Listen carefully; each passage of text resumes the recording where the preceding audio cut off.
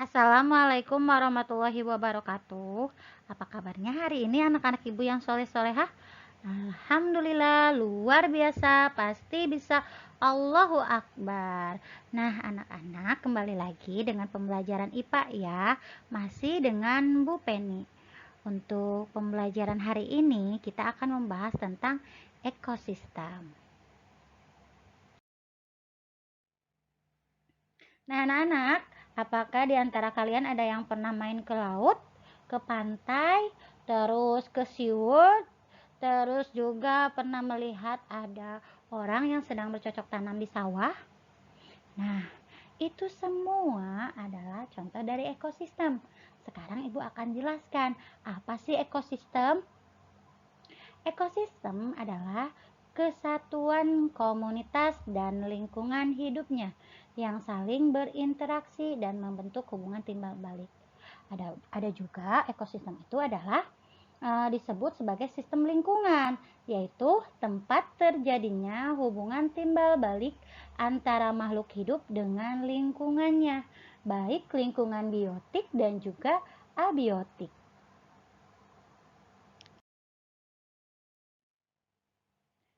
Perlu kalian ketahui, di suatu ekosistem itu ada satuan ekosistem. Yang pertama ada yang namanya individu. Yang kedua ada populasi. Yang ketiga komunitas. Dan yang keempat ekosistem itu sendiri. Tadi yang ekosistem di awal Ibu udah jelaskan ya. Nanti Ibu jelaskan yang individu, populasi, dan komunitas. Dalam satuan ekosistem itu terdiri dari satu ada individu, kemudian yang kedua ada populasi, dan yang ketiga itu ada komunitas. Sekarang apa sih individu? Individu adalah makhluk hidup tunggal atau satu organisme yang menempati suatu wilayah atau habitat. Contohnya, satu rusa, satu kambing, satu ayam. Kalau di tumbuhan, satu pohon mangga, satu pohon rambutan. Itu contoh dari individu. Sedangkan di manusia itu Bu Feni, itu adalah satu individu. Ada Ridwan, satu individu. Kemudian ada Nafisah, itu juga contoh dari individu. Sedangkan populasi adalah sekumpulan individu yang sejenis yang menempati tempat yang sama atau habitat yang sama. Contohnya ada 5 ekor ayam ada di kandang. Itu contoh dari populasi. Kemudian ada juga 5 pohon jambu ada di kebun. Kemudian contoh di manusia itu ada 5 orang anak perempuan kelas 5C sedang berada di lapangan. Itu juga contoh dari populasi. Sedangkan komunitas adalah kumpulan dari beberapa populasi yang tidak sejenis yang saling berinteraksi dalam suatu wilayah tertentu. Contohnya, ada sekumpulan sapi, kemudian ada sekumpulan singa, ada sekumpulan ular berada di hutan. Itu contoh dari komunitas. Sedangkan ekosistemnya di mana? Ekosistemnya itu adalah di hutan. Nah, anak-anak, itu adalah satuan dari ekosistem.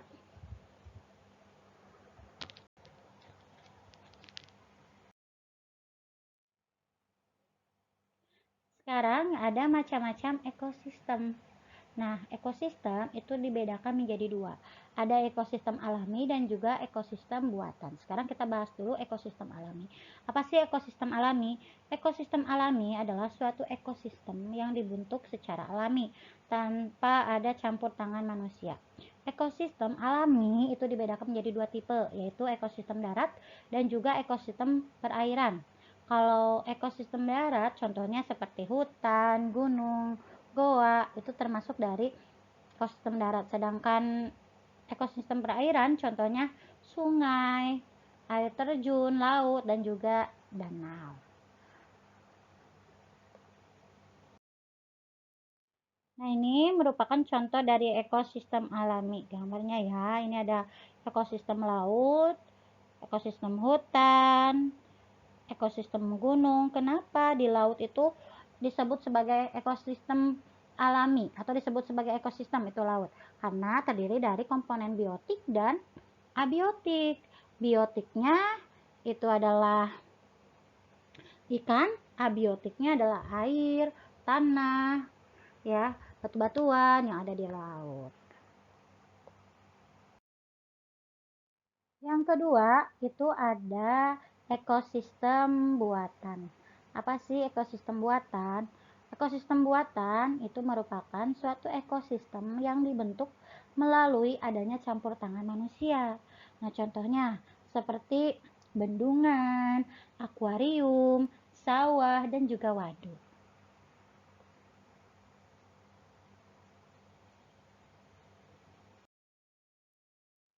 Nah, ini contoh dari ekosistem buatan. Di sini ada bendungan, akuarium, dan juga sawah. Materi selanjutnya yaitu komponen penyusun ekosistem. Yang pertama itu ada komponen abiotik. Apa sih komponen abiotik? Komponen abiotik itu komponen yang terdiri atas bahan-bahan yang tidak hidup atau non-hayati yang meliputi komponen fisik dan juga kimia. Contohnya seperti tanah, air, matahari, udara, dan juga energi. Yang kedua ada komponen biotik. Komponen biotik adalah komponen lingkungan yang hidup ya, yang terdiri dari makhluk hidup. Contohnya seperti manusia, hewan, dan juga tumbuhan. Kemudian ada hubungan antar komponen ekosistem. Yang pertama ada hubungan antara komponen biotik dan komponen abiotik, yaitu makhluk hidup dengan makhluk tak hidup. Nah, keberadaan komponen abiotik dalam ekosistem itu sangat mempengaruhi komponen biotik. Contohnya, tumbuhan dapat hidup apabila lingkungan memberikan unsur-unsur hara yang dibutuhkan oleh tumbuhan tersebut. Contohnya, air. Tumbuhan memerlukan air, udara, cahaya, dan juga garam-garam mineral. Begitu juga sebaliknya, komponen biotik sangat mempengaruhi komponen abiotik, yaitu tumbuhan yang ada di hutan sangat mempengaruhi keberadaan air, sehingga mata air dapat bertahan, kemudian tanah menjadi subur. Tetapi apabila tidak ada tumbuhan, air tidak dapat tertahan sehingga dapat menyebabkan tanah longsor ya nak dan menjadi tandus. Yang kedua, itu ada hubungan antara komponen biotik dengan komponen biotik itu sendiri. Di antara produsen, konsumen, dan pengurai adalah saling ketergantungan. Tidak ada makhluk hidup yang hidup tanpa makhluk hidup lainnya. Setiap makhluk hidup memerlukan makhluk hidup lainnya untuk saling mendukung kehidupan, baik secara langsung maupun tidak langsung. Contohnya, kita untuk hidup kita perlu makan. Kita membutuhkan apa? Kita membutuhkan sayur-sayuran itu dari tumbuhan. Nasi pun dari tumbuhan. Lauknya, proteinnya kita mendapatkan dari hewan. Nah, anak-anak, dalam ekosistem itu juga ada yang namanya rantai makanan dan juga jaring-jaring makanan. Nah, dalam rantai makanan dan jaring-jaring makanan itu ada produsen, konsumen, dan pengurai. Apa sih produsen? Produsen itu adalah makhluk hidup yang dapat menghasilkan makanannya sendiri. Contohnya adalah tumbuh-tumbuhan. Sedangkan konsumen adalah makhluk hidup yang tidak dapat menghasilkan makanan sendiri, yang mendapatkan makanannya dari bantuan makhluk hidup. Contohnya ada makhluk hidup atau hewan yang memakan tumbuhan, namanya herbivora. Ada juga hewan pemakan daging, namanya karnivora. Ada juga hewan atau makhluk hidup yang pemakan segalanya, namanya omnivora. Sedangkan pengurai, apa sih pengurai? Pengurai adalah organisme yang dapat menguraikan sisa-sisa dari konsumen. Jika konsumen mati, maka diuraikan oleh pengurai, contohnya jamur, bakteri.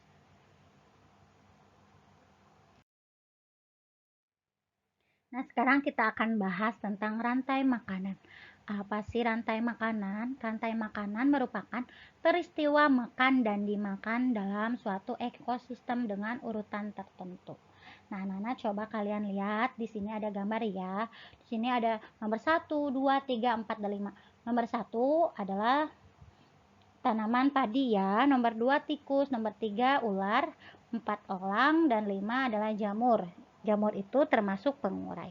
Nomor 1 itu termasuk produsen karena padi dapat menghasilkan makanannya sendiri.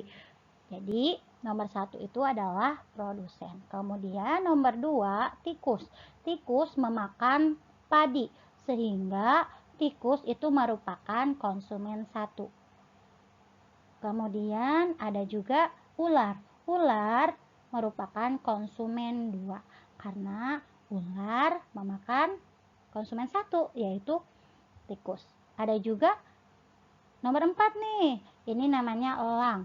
Elang itu merupakan atau termasuk konsumen puncak atau konsumen ketiga karena elang memakan konsumen 2. Elang mati kemudian diuraikan oleh pengurai yaitu jamur. Nah, anak-anak, dalam suatu rantai makanan maupun jaring-jaring makanan itu saling ketergantungan. Jadi, jika salah satu populasi mati atau punah atau menurun, maka populasi-populasi yang lain, makhluk hidup yang lain pun akan ikut menurun. Contohnya, jika populasi ular menurun, apa yang terjadi pada rantai makanan di gambar nih? Nah, jika populasi ular menurun, maka populasi elang akan ikut menurun karena elang tidak ada makanan. Sedangkan populasi tikus akan semakin bertambah banyak. Kenapa? Karena tikus tidak ada yang memakan. Kemudian bagaimana pada produsen atau pada padi? Karena tikus banyak, maka populasi padi pun akan ikut menurun karena banyak dimakanin atau dimakan oleh tikus ya. Sekarang kita akan bahas tentang jaring-jaring makanan. Apa sih jaring-jaring makanan? Jaring-jaring makanan itu merupakan sekumpulan rantai makanan atau beberapa rantai makanan yang saling berhubungan dalam suatu ekosistem. Nah, anak-anak, coba kalian perhatikan ya gambar yang ada pada layar. Di situ ada contoh jaring-jaring makanan. Ayo, ada yang bisa tebak? Di situ jaring-jaring makanannya terdiri dari ada berapa rantai makanan? Ayo, ada yang tahu? Yuk kita jawab bersama-sama. Yang pertama di sini ada bunga sepatu. Bunga sepatu dimakan oleh ulat. Kemudian ulat dimakan oleh burung pipit. Burung pipit dimakan oleh elang. Nah, itu satu rantai makanan. Kemudian ada juga sawi dimakan oleh ulat. Kemudian ulat dimakan burung pipit. Burung pipit dimakan elang. Nah, itu sudah 2 rantai makanan. Kemudian ada lagi, ada sawi dimakan belalang. Kemudian belalang dimakan burung pipit. Nah, burung pipit dimakan elang. Udah ada 3 tuh rantai makanannya. Kemudian ada lagi, ada sawi dimakan belalang. Belalang dimakan katak. Kemudian katak dimakan burung elang. Itu adalah rantai makanan keempat. Kemudian ada satu lagi. Yang pertama ada sawi dimakan tikus. Tikus dimakan burung elang. Itu adalah rantai makanan yang kelima. Jadi dari gambar tersebut terdiri dari 5 rantai makanan yang saling berhubungan.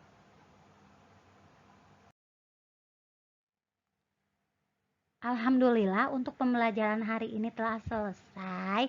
Kita telah belajar tentang ekosistem ya, komponen-komponen ekosistem. Kemudian ada rantai makanan dan juga jaring-jaring makanan. Nah, bagaimana? Apakah kalian sudah paham?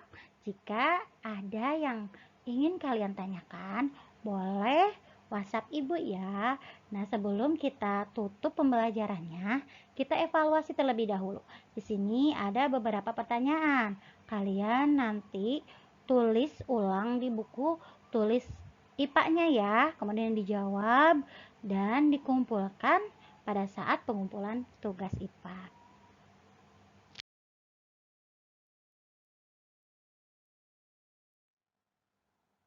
Alhamdulillah untuk pembelajaran hari ini telah selesai.